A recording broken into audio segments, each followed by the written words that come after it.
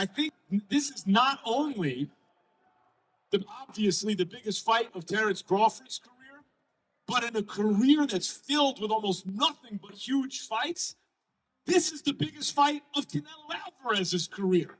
A lot stronger, and I think he's going to have better endurance. Not being able to boil himself down like that, and even though it is a huge jump, I think we lose sight of the fact of how much he had to boil down and how gaunt he looked at 140. You said you don't think, or you don't look into the weight difference. Why?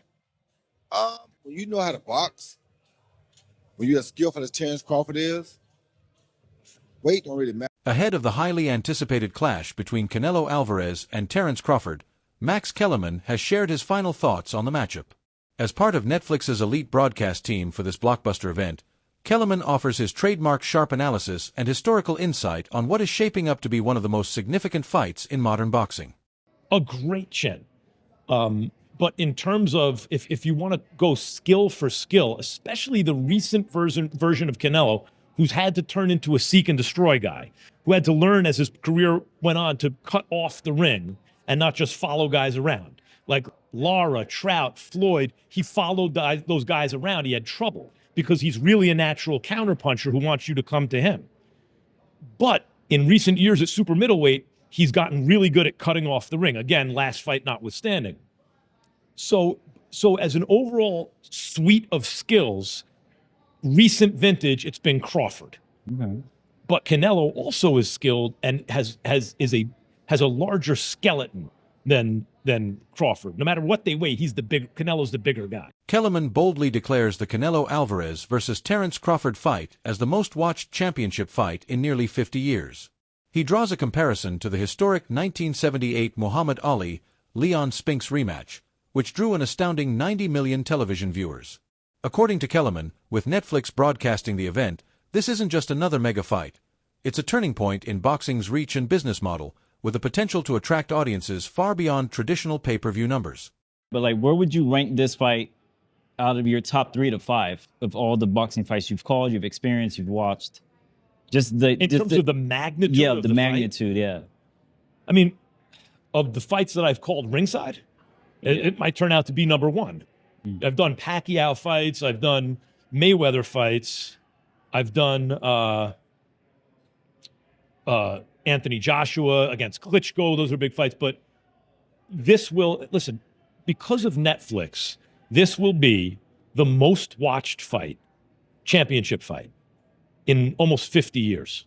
This is going to be because Muhammad Ali fought Leon Spinks in the rematch in 78, and they did 90 million TV sets. 90 million.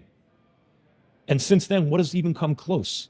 The biggest fights have all been on pay-per-view, and they do 2 million buys. Oh my God, 4 million buys, Mayweather Pacquiao. As I keep saying, if 5 people per TV set watch, that's 20 million people. This is going to do multiples of that.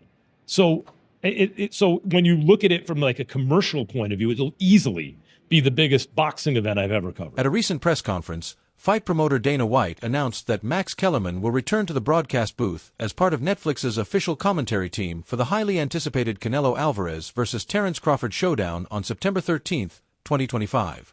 Kellerman, best known for his years on ESPN and HBO, will join John Onek and Hall of Famer Andre Ward in calling the action live from Allegiant Stadium.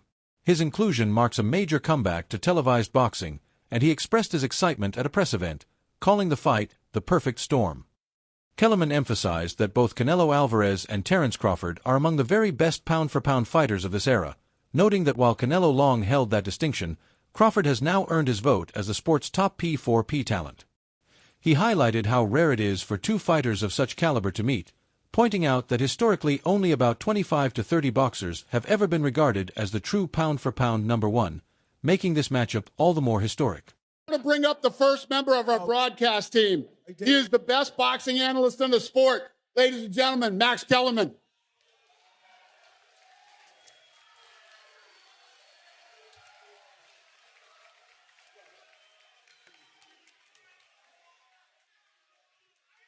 All right, so I know you guys are excited about this fight, but I don't think you understand what a big deal it is. This is a perfect storm, First of all, Turki Al-Sheikh. We're lucky he happens to be a boxing fan. None of this happens if he doesn't happen to be a boxing fan. It's just none of us are here. Nick Khan, the best in the business. Dana White. Dana White is the greatest combat sports promoter of my lifetime. And it's his first ever boxing promotion. So that's who's behind what you're going to see. You know who's the best pound for pound fighter in the world? The most recent one. Bud Crawford. Apologies to the monster and Usyk. Bud Crawford has my vote for best pound for pound. Who was the best pound for pound before Bud? Canelo Alvarez, universally recognized that way. But it's not just these two guys, the last two best pound for pound fighters in the world. There haven't been that many. Before Canelo, who do you have? Before Canelo, Floyd or Andre Ward, Floyd Mayweather. Before you could take the lineage back. There have only been, 25 or 30 fighters who ever lived who you said that's the best pound for pound fighter in the world. These are two of them, the last two. And they're going to fight in Las Vegas on September 13th. Canelo is 62-2 with 2 draws, 62-2. So was Marvin Hagler when Sugar Ray Leonard moved up to fight him, and they produced one of the biggest spectacles in the history of boxing. This fight is a perfect storm. I could not be more excited to be a part of it. Timothy Bradley Jr. predicts that the opening round of Canelo versus Crawford will be less explosive and more like a calculated chess match. He expects both fighters to start cautiously, carefully measuring each other's rhythm, timing, and distance rather than taking risks. Bradley notes that Crawford has a history of pacing himself in big fights, patiently setting traps to capitalize later. Likewise, Canelo often uses the early rounds to study his opponent and make adjustments as the bout progresses. Bradley suggests viewers should anticipate a measured first round, one focused on information gathering, before the action intensifies in the later stages. Feel his punching power as well.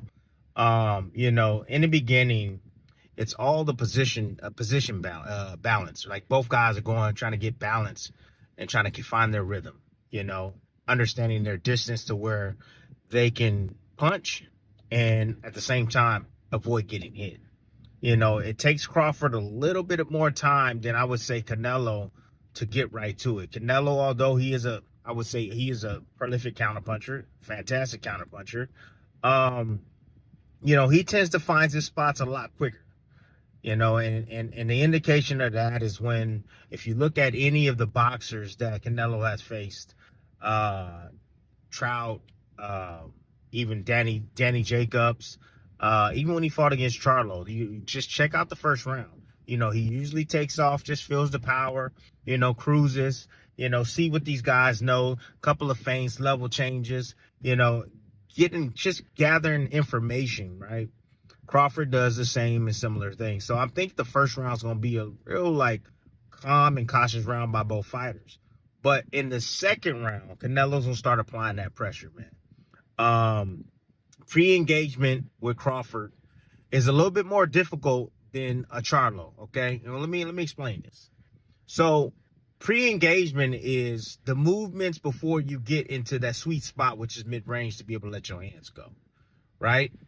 Both guys are trying to counter each other's movement. Both guys are looking at each other's, hands, trying to anticipate what they believe is going to come next.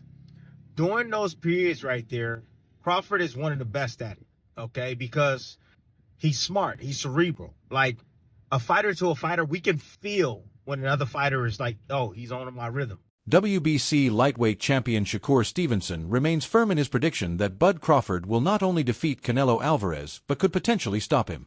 Stevenson consistently points to Crawford's elite attributes, his speed, ring IQ, and fluid southpaw stance, as key advantages that tilt the fight in his favor. He's even gone so far as to say Crawford will cook Canelo, a vivid warning that the bout could turn into a one-sided display of dominance. Since first making this prediction in 2021, Stevenson has doubled down repeatedly, insisting that Crawford's precision and adaptability make him not just a serious threat, but the logical favorite in this high-stakes showdown. I think Bud gonna cook Canelo. I think he's gonna cook him. I think Canelo a hell of a fighter. I think Bud just got all the tools to beat him. You don't think the weight difference is going to be too big of an advantage? I think y'all make that something, in certain fights, It makes it something. like if this was like a Benavidez, he's actually a lot bigger than Bud, so that would like apply. But I feel like with Canelo, he's like physically kind of big, but like height wise, he's kind of small. So I don't think so, man. I think that's possible. Like I'm not saying that it's going to happen, but I think it's a possibility if Canelo gets to acting out of line and not understanding that Bud can crack too. So. Crawford's unanimous decision victory over Israel Madrimov at 154 pounds did far more than add another belt to his collection. It elevated his legacy to historic territory. In his debut at junior middleweight, he captured the WBA title, becoming a four-division world champion and joining an elite group of boxing greats. Even more impressively, Crawford is now the first male fighter of the four-belt era to achieve undisputed status in two divisions, super lightweight and welterweight, highlighting his unmatched versatility and sustained excellence. This milestone underscores his ability to dominate across weight classes and cements his place among the sport's all-time greats. The Madrimov fight showcased Crawford's capacity to bring his ring IQ, timing, and defensive brilliance into a heavier division against naturally larger opposition. Known for his physicality and power, Madrimov was systematically neutralized by Crawford's precision, patience, and adaptability. Rather than simply surviving at higher weights, Crawford thrived, proving his skill set transcends divisions. This victory reassured fans and analysts alike that he remains one of boxing's most versatile and dangerous fighters, regardless of weight class. August of 2024, he spent from 2018 until August of 2024, right? 6 years at 147. Okay. And he's had 8 fights at 147, all knockouts, and 1 fight at 154, which was a unanimous decision over Israel Madrimov. So you can make a case he's actually a welterweight jumping to 168. But he did make a pit stop at 54 and became a champion. So we have to acknowledge that because that goes into his accomplishment bags. That makes him a 4-division champion. So the concern is Terence Crawford jumping up in weight. This is a weight class that Canelo Alvarez has now been in since 2020. He's been at this weight for 5 years when he made his debut against Caleb Smith. But remind you, he fought against Danny Jacobs at 160 in 2019. Then in November of 2019, he jumped to 75 and fought Sergey Kovalev, then came back down to 68. So it's doable, right? But with that said, everybody's concerned with the weight and how Terence Crawford puts on the weight. So let's explain it. As you see the new photos that Terence Crawford has leaked, Terence Crawford has lean bulked. Okay, as you see here, Terence Crawford there, right? He has lean bulked. Okay, he put the bulk on in his weight, in his legs, and in his shoulders to be able to take the punch. That wraps up today's video. Make sure to stay tuned for more.